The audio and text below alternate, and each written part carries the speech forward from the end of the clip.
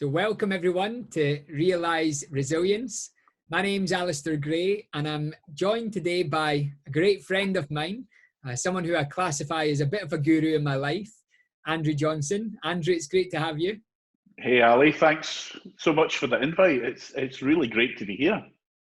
Well, it's awesome to have you on with us today, Andrew. And I know that, I reached out to you not so long ago to ask if you would be open to contribute to this, and you jumped at the chance. So, we're hugely grateful for you offering your time and your expertise as well.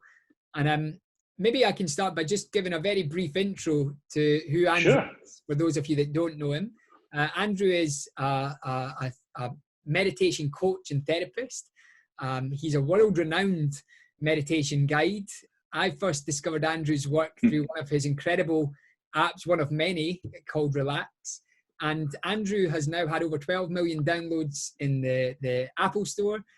He's incredible at what he does, someone who I truly admire, and someone who, over the past few years, we've become very close friends. So, Andrew had an amazing impact on my own journey when I began meditating almost 10 years ago now. And so to be interviewing you today, Andrew, and to have a, form of friendship like we have over the last few years, like I said, it's a real privilege and an honor. So thanks again for coming in today and for all that you do. So many. Well, thanks, Ali. I still never get used to that introduction, no matter how many people say it. It's great, but it's wonderful. Thank you for that lovely introduction. Well, listen, you're welcome. And Andrew and I had the pleasure of speaking together at an event recently, and I've seen the impact firsthand on the work that Andrew's had on people, because we had a mini fan club coming up and seeing Andrew. That's right, we had. It was a very mini fan club, but it was lovely. But I don't normally get an opportunity to meet people who have downloaded the apps, because it's a worldwide phenomenon, but it was so nice. And it is, and I think I've been a fan for many years, and to see the impact that your work and your meditations and your guided hypnosis has had on so many, is quite incredible, including many of my close friends and family. So, like I said, Andrew, it's great to have you on here today. Cheers. Naturally, we are creating a movement, Realise Resilience, and our intention and our aim is to help provide people with hope, to help provide them with an insight to how they can realize their own resilience, how they can access this inner strength through times of challenge and times of adversity. And we're doing that through a few different approaches. One which is stories of resilience, and then we're also providing and curating educational resources that can help people to understand how they can access this inner reservoir of resilience that we have. So I'd love to start, Andrew, by asking you, what is your definition of resilience? How would you describe it to anyone that is interested? Well, I was thinking about this earlier, since I knew we were going to be talking, and it's like defining anxiety and stress. There are so many little differences to it, but resilience to me, what resilience means to me personally, is the ability that when we find a time in our life where we're stressed or anxious or scattered or all over the place, resilience for me is how quickly we can return to stability, to normal, whatever normal means to you. It's the speed that we can return to it, and I think that's a measure of learning simple, gentle techniques that can speed that process up. Does that make sense? Total sense, yeah. Yeah. Returning to this place of stability. Yes, yeah. I think so. I think what we're dealing with at the moment in the world is causing uncertainty and change. And there's no doubt in my mind that it is change and uncertainty that causes stress and anxiety. What I hear an awful lot at the moment is that people, even if they're relatively happy in self-isolation, they're getting exhausted quite quickly, and they're finding their stress levels rising quite quickly. And it's because of this change. Now, I don't know about you, and I'm sure you'll agree with me, but the pace of change seems to be speeding up and speeding up and speeding up. And that's, change politically, change financially, change health-wise, change in relationships. Can you imagine all that coming together in these challenging times? No wonder people are feeling a bit uncertain. And it is going to take a little bit of time to come back to balance, but I think there are tools and techniques, and including all the stuff that you teach, and that can help people return to that stability, that sense of normalcy, at least internally, even though things are still changing externally. Yeah, absolutely. And what you said there just at the end really resonates, right? Because there is change occurring. There's things that are happening in the external world that for the large part we can't control, that are happening and are affecting everyone in a variety of different ways as well. I think it's really important to acknowledge that although we're all in a storm, the storm can be very different from one person to the next and how it's impacting them. And what you said at the end there, having the ability to return at least internally to that state of balance, I think is key, right? Returning to that innate nature of who we are, the point where we feel reset, if you like. Yes, and I know you're a big fan of the late great Dr. Wayne Dyer. Mm. And you've used his quote so many times, I am now going to forget it, but it is when we change the way that we look at things, the things that we look at change. And it's so important that we can start to recognize as individuals that there are little tools and techniques that give us just a feeling of control back.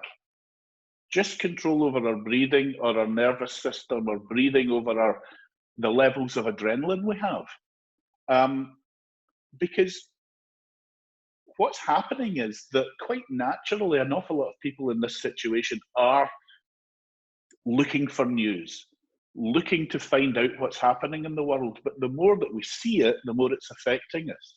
So it's trying to find that balance between knowing what's happening and caring about it, but not letting it affect us too much, because when it affects us, it starts to ripple out to our family, if we're living with our family and our closest friends. Yeah, absolutely. And so knowing that there is that balance of, being informed versus, taking in too much information. Yeah. Knowing that the balance is so key to this. I suppose I'm curious, Andrew, from your own experience of moving through life, we all go through life experiences and change and challenge. And I'd love to know if there's, your own personal story of resilience and a moment where, you've been through challenge, but you've been able to use some of these techniques and approaches that you've learned and often give others to great effect. Are there any experiences that come to mind? Oh, there are many. There have, in the last 25 years, although I've been in a business that I absolutely adore and I love, there have been many, many ups and downs with relationship issues and financial issues, and again, changes in health, etc., etc. And in many ways, because of the business I'm in, I will react to certain things. And very often people will say, I can't believe you got angry, or I can't believe you get jealous, or I can't believe you've got a period that you can't sleep, which I have. But again, like resilience, when you have inbuilt techniques that you can start to become self-aware of those patterns, you can start to move yourself towards resolution. Many years ago, 20 years ago, I went through a bit of a burnout after 5 years of working as a therapist. And I went away and lived in Greece for 3 or 4 months. And I did nothing apart from meditate and read and meditate on the beach and do a bit of reading. And I was living on almost nothing at all. But when I went through that particular challenge, because I was really running away from things, but when I went through that particular challenge and came back to start my therapy business again, I found that because I had gone through that process and had rebuilt and regrouped and, you know, recalibrated, I guess, that I was able to take on much more. I had faced challenges when I was living abroad because I had to do things. I had to work in certain industries that I'd never worked in before. So I just threw myself into it. And I realized that when you start to say yes to things, you can start on a little journey and you can calibrate as you go along. I think for many of us, when we see an opportunity in front of us to learn and grow and expand, we hesitate too much, and then we never know what that journey is going to be like. So in many ways, resilience is built from taking the first step, noticing what it is, recalibrating, and not being afraid to sort of pivot or iterate on your journey. There's an awful lot of people out there, I know this in speaking to them, that have some ideal that they want to reach to, but are so scared of making that first decision and that first step that they've got this internal battle. So knowing that you are much more resilient than you ever believed you are, and taking that first step and iterating along the way can be magnificent.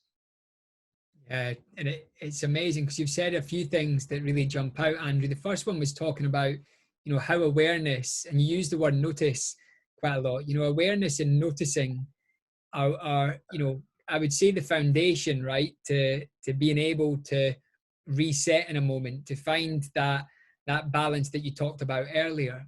You know, when we are in a place where we feel less balanced, or we feel uncertain, or we feel like overwhelm is kicking in because of the changes going on around us, quite often we get caught up in that thought pattern, and we kind of, you know, for the moment lose our ability to be aware or to notice if our thought patterns are serving us or helping us or harming us at the time. And I think that was some of the key messages that were coming through as you were talking there, the need for awareness and to notice. Yes, and one of the things that I've been doing lately, because when lockdown started, I had never really done live meditations on Facebook or social media, and it was something that I felt I should be doing, but I never did. And lockdown started, and I thought, okay, people are going to need some form of grounding in the morning. So I started it for one day to see what the reaction would be. And off I went, and it's now 6 weeks in, and I'm doing 2 or 3 meditations a day. But what I'm doing is I notice myself moving more into a more regular meditation practice than just doing it when I feel I should do it. Is that I'm becoming more aware of my thoughts, and then I'm starting to teach people the techniques that I've learned in the past. So, for example, the self-awareness brings this idea that we do have thoughts and negative thoughts and worries, but it is only when those worries become stories within our head that they take on a life of their own, and then they start to extrapolate out and cause our physical anxiety. So it's nice to be aware of our thoughts. I am worried about this. That's a normal reaction, but it's when it moves into a story. I am worried about this. What's that going to mean for my future? I wonder how my boss feels about that. My God, if I lose my job, what's going to happen to the kids? Oh my God, they're going to grow up and they're going to become, and you see what I mean? And that the stories that we tell ourselves are the ones that cause the real problems. And again, that awareness that the thought has taken on a life of its own, and story and imagination and going into the future is something that when we catch it, and many times I've caught myself with this in meditation or in sort of rumination and daydreaming and goal setting. When that becomes a story and you actually recognize it's a story, you can just see the humor in it, even though what's happening in the moment is relatively worrying. But you see the humor in this entire Hollywood script that we've created for ourselves, which is not real.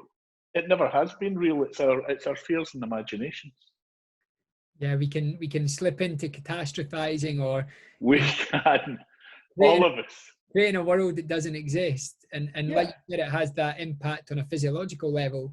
And I loved when you talked earlier, Andrew, how you went through some of your own challenges. And thank you for sharing. You know, I think any business owner, anyone who's been in a relationship, anyone who's been through, you know, life, I suppose, has had those moments where it's felt tough, it's felt difficult. And when you talked about coming through that experience, you said just taking one step at a time. You know, so what I took from that, Andrew, was not allowing the stories to, you know, to be exaggerated, not allowing the mind to think too far in front, albeit, you know, don't let go of dreams and ambitions and aspirations, because that gives us hope. Oh, absolutely. But also recognize the importance of focusing on the here and now. What's in front of me? What can I do right now which is going to help me feel more calm, feel more balanced, feel more centered, feel more peace, feel more joy, whatever it is. And so I think it's that unique, like I said, that unique balance of, you know, holding aspirations and dreams, of course, but then recognizing the importance of coming into the here and now and taking those many steps towards finding, you know, that equilibrium within yourself. Yeah, it is so true. We can get caught up. It's so important and so vital to have goals and hopes and dreams and aspirations, to set the intention of where we want to go. But at some point, we need to return to the moment.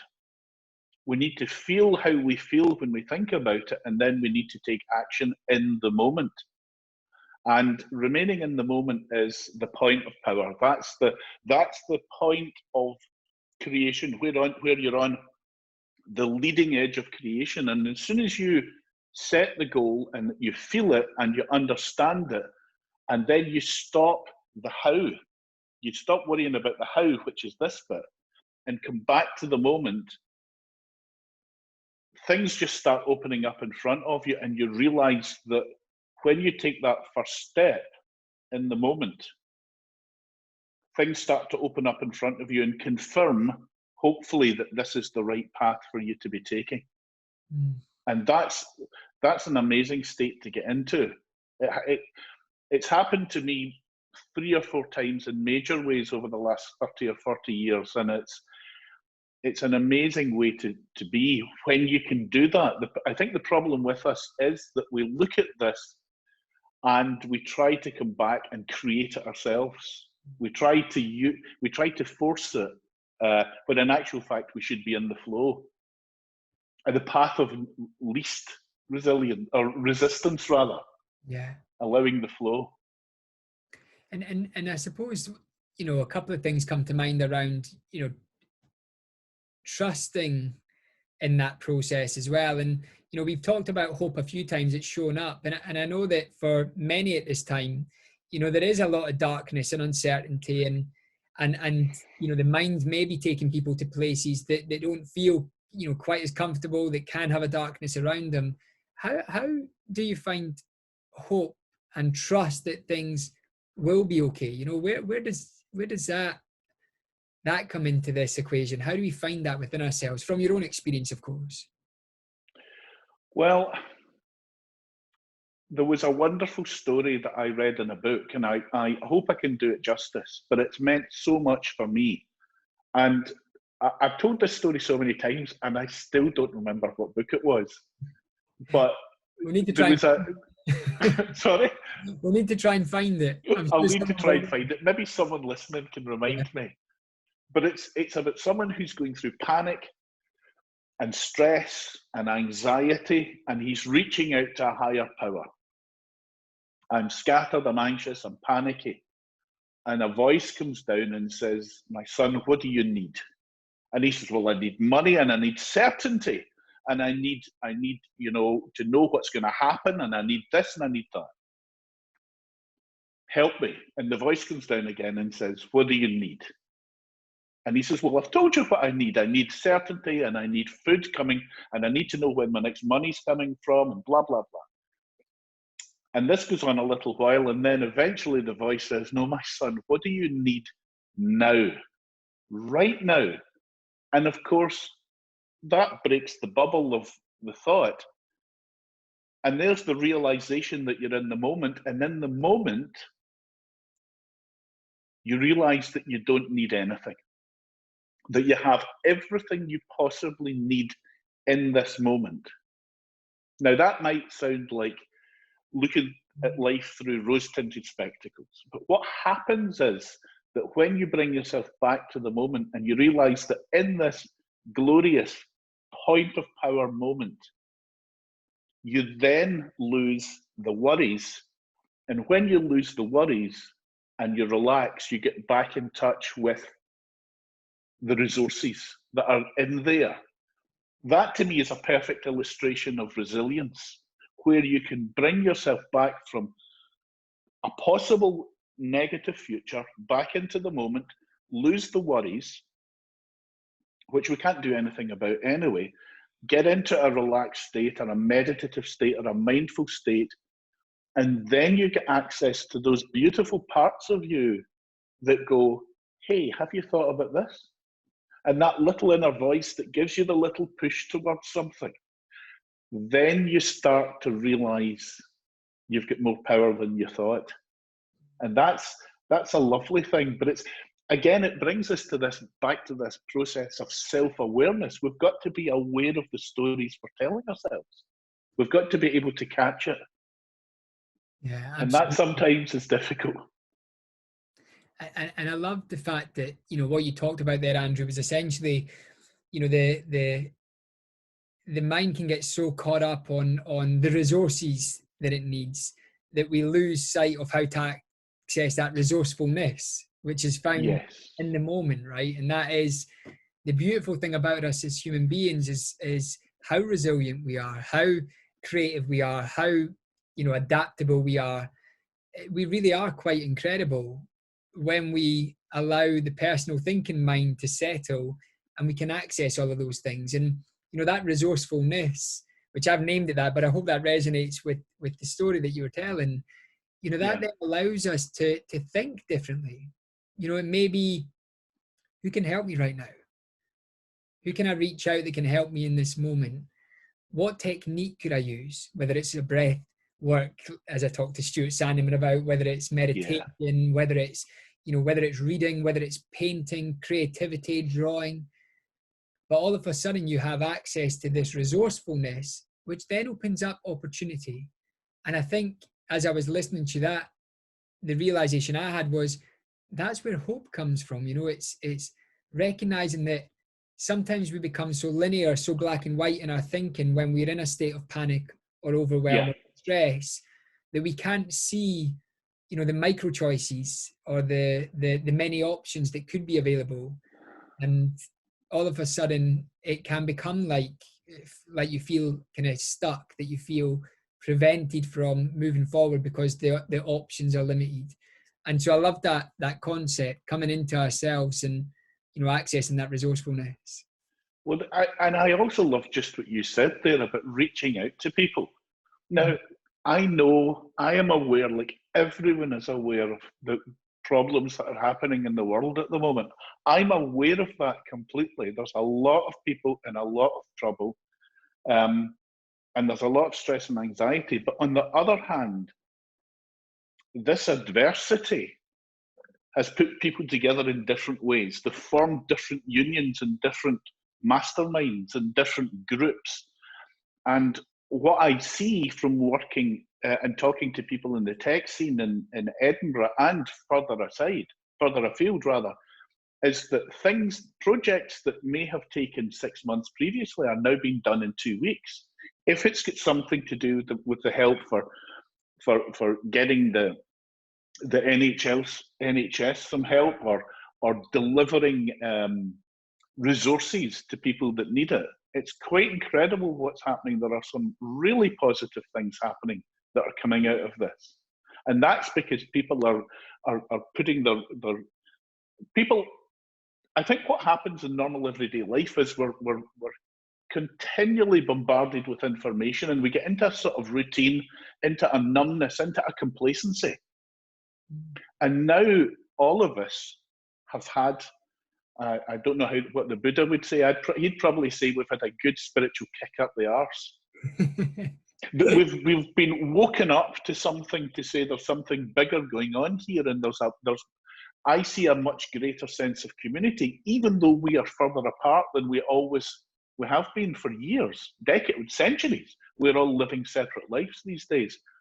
So, although I'm aware of the massive negativities of this, I see people are putting into place resources that will give resilience as we move forward. And there's a lot of people doing extraordinary work, serving the key workers as we all need to. Yeah, absolutely. I think that was that Buddha's Scottish cousin, actually. I think you were. That was Mick Buddha, yeah. And I tell you another thing, and this has become apparent really lately, as I've been doing more and more live meditations. Because if there's one thing I take really serious in life, I don't take much seriously, but when I take my career really seriously, but there's one thing I've allowed to happen with these meditations, and I've allowed a much more of a sense of humour to come through. And I think that is such an important thing for resilience, which has just come to me. You know, and I know that when you work with, as I have, people in the fire brigade, people in paramedics, people at the hard end of things, they have got some of the worst, blackest senses of humour that you could ever believe. And if taken out of context, you think, I can't believe they've just said that when they've come back from that house fire or that car crash. But that shows the power of holding on to anxiety, holding on to stress and memories, holding on to the tension that comes from a situation like that, which most of us couldn't cope with. And then someone saying something so ridiculous, so awful, so politically incorrect or whatever, that it breaks that spell and people laugh. And you can't hold on to stress or tension or anxiety in the same way when you're laughing, even if it's out of embarrassment for what the person's just said. Hugely powerful technique. So retaining some form of surreal sense of humour as to what's happening, while still, obviously taking it seriously, is hugely important. Yeah, totally. And a couple of things, that you've talked about, Andrew. One, this sense of innovation, ingenuity, community coming together. For me, that's made me feel, a real great sense of encouragement about us as a human species. I watched Captain Tom, the feats of what a man. Just incredible. I was watching him on the news the other day as he was presenting his 100th birthday cake, and he was saying, I'm overwhelmed by the support, and I'm sitting there crying watching the impact that this one individual has had from something just built from right intention, from wishing to do good in the world, and then the impact. And then I speak to a close friend of mine who texted me yesterday and explains that he's running medicine and food for the NHS to people who need it most.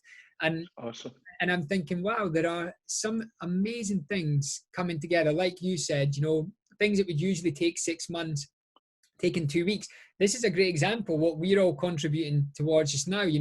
I reached out to all my network and said, can you help? And everyone has been, nothing short of amazing how people have responded. So I think in every adversity, in every period of darkness, there are always gifts. And some of these gifts that you've pointed us towards are great representations of that. And then the second was the humor. I couldn't agree more. We, in our family, we apply humor in many ways, even in some of our biggest challenges. And I think I think humor is a real important ingredient when it comes to resilience, because we can get caught up on feeling the weight and the burden of what is going on around us, and we can feel heavy. And I think humor is just such a beautiful way to connect as individuals, to connect to that collective sense of unity, and just to let go of some of that stress and that anxiety that you're feeling. Yeah, it's a huge stress relief. I have used it properly in some deep therapy sessions with clients.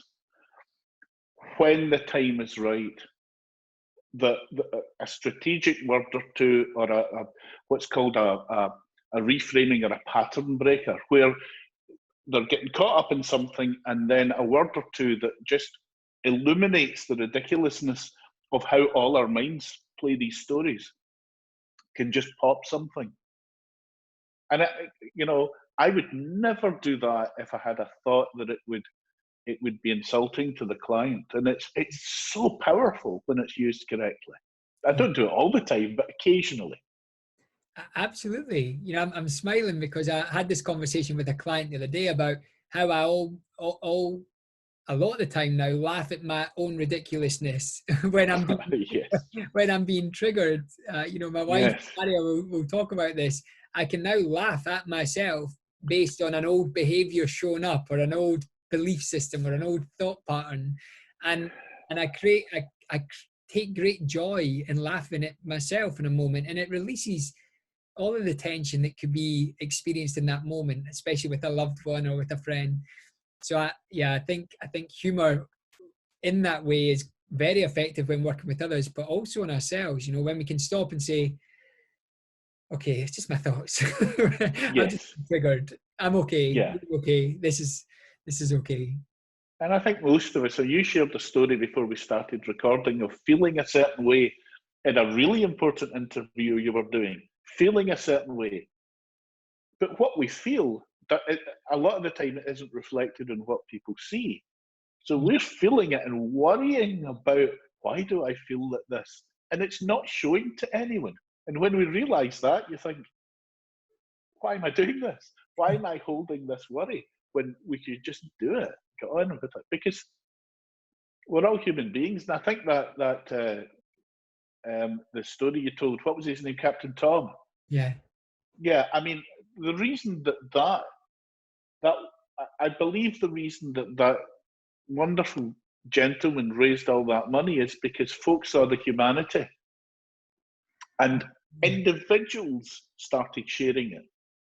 And when people see the humanity and the fact that he was so humble and he was doing this, I mean, that one elderly gentleman with all that amazing life experience raised more than some of the biggest fundraising events we've seen.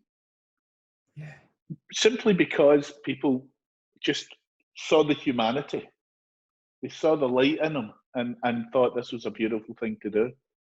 It's awesome. And here's the thing, and then I'm conscious of our time, and I'll wrap this up. Yes. When you said they saw the humanity, they saw the light in him, and it has a certain magnetism to it, right? That light. Yeah. What I suppose I believe is innate in every human being is that light. And I think that sometimes the darkness can, cloud our ability to see that light in ourselves. Sometimes the situation we find ourselves in can make us believe that the light doesn't exist anymore, that the light's gone out. But for me, Andrew, and I'd love to hear your thoughts on this, the light never goes out. It just sometimes gets hidden. We sometimes forget where to find it. We sometimes place so many layers on top of it that it seems to have gone out. But it's always there. And when we connect and remind ourselves of that light, of that, that aspect of the self that everyone can connect with, that humility, that humbleness, that joy, that bliss, that love, that's when, again, we can trust and know that the resilience is there, that we are going to be okay, and that we are much stronger than sometimes we think we're not. And Absolutely. I think it's a really important thing that you said there, because that is the thing. That light, everyone's seen it in that gentleman and Captain Tom, and we were magnetized towards it. Yeah. I think one of the greatest, again, in talking about this and getting creative and the creativity starting to flow, one of the nicest tools I've ever learned about and passed on to people is that one of these great universal laws that you cannot give away that which you do not have yourself. And therefore, if you want more resilience, help other people build resilience. And in helping them, you're proving that you have it. This works the same with love and happiness and success. You will know this yourself. You're one of the greatest proponents of helping people step up, to raise their game. You can't give people the opportunity to see their own success without it coming back and giving you it, because you can't possibly give it away if you don't have it yourself. And even if you feel you don't have it, when you give it away, you will gain more of it. So when people say to me, I need this in my life, I'll say, go and find people that you can give that to, and it will return to you. It works every time. As long as you don't try, as long as you're not doing it for the wrong reasons. Here's 20 quid, right? Where's my 20 quid? It's got to be for the best reasons, for the highest benefit of everyone. And when you do it from a position of love and shining your light, and let go of it and have no expectations, and let go of the analysis and the judgment, it comes back in another way and surprises you. That's a wonderful tool for resilience. What do you need? Figure out, give it away. I love that. How can I give and how can I contribute? How can I contribute? How can I serve? How can I give it away with the right intention? Because it will all come back. And I can almost guarantee, and without getting political or in any way, there are certain businesses at the moment that are behaving in one way, and there are certain businesses that are very visibly behaving in a positive way. And I think a lot of people will remember that and gravitate towards the type of businesses that were seen to be looking after their staff and serving and doing what they needed to do. And it's awesome seeing that. People really they've upped their game. Absolutely. And I think, we're all in this together. And I've personally loved seeing, more collaborations, people coming together to create and innovate and all of these things. And I think, it's the same as having you on here today, Andrew. I know you've got such a busy schedule. We've reached out to, so many of our friends and experts and people to help us with this campaign. And we've created a movement in a short space of time. And so, I agree. I think you're seeing people with right intention, showing up, serving selflessly, giving to one another and contributing. And, let's set the intention collectively for this to create a different way of operating, a different way of moving forward beyond, the storm that we're in at the moment. So, I feel we need it. We need it as individuals, we need it as communities, and we certainly need it as a planet. Totally. So, Andrew, we're at the end of our conversation, I think. I'm conscious of you. That was a quick 5 minutes. Well, listen, there's so much wisdom in here. And, I've kind of got lost in just the conversation. You and I, like I said, have outside of this interview, built a great relationship. And I'm a huge admirer of your work. I promote you to everyone. So I would love for you to share, with the people that are watching, if they feel connected to the message, if they want to find out more about you or to experience your work, which I think is the most powerful way, through meditation. What is the best way to find you? Well, if you just put my name, Andrew Johnson, into Google, Johns, you see, I'm forgetting how to spell my name now. Johnsson, Andrew Johnson. I'd put in a word after it like meditation or relax or anything like that. I'm generally pretty high up in Google. You're a big deal, Andrew. I'm a big deal. Not as big as the disgraced American president, but I'm still getting there. Of the same name, I should add, but not the current disgrace. That doesn't matter. Let's not go down that route. So I have a website with where all my resources are. When COVID started and lockdown started, I made 8 of my top-selling recordings free to stream, 4 for adults and 4 for children. I don't even ask for email addresses. Just go and click and listen. And if you like them, there's tons more resources there that you can access. So just put my name into there, and from there you'll find me on all the social media. Well, that's amazing. Simple as that. And I know, we talked about some of the fans that came to the event last time. I know, they found a lot of use in your children's story reading, which is, just fantastic as well. So Andrew's got this full suite of products, if you want to call it that, but I would like to call it experiences that can help anyone from the toddler right through to your grandparents to find, relaxation, find this sense of peace, to connect to that ability to reset in the moment. And so I would highly recommend everyone checks out Andrew. Andrew, I'd love to say thank you once again for contributing to this. Andrew so very kindly offered to create a short educational video which will involve a meditation, I believe. So be sure to check that out, and have a beautiful day. Thank you for watching Realize Resilience. Andrew, thank you for coming on again, my friend. An absolute pleasure, Alistair. You're awesome. Perfect. Thank you. Okay, take care. Cheers. Bye-bye.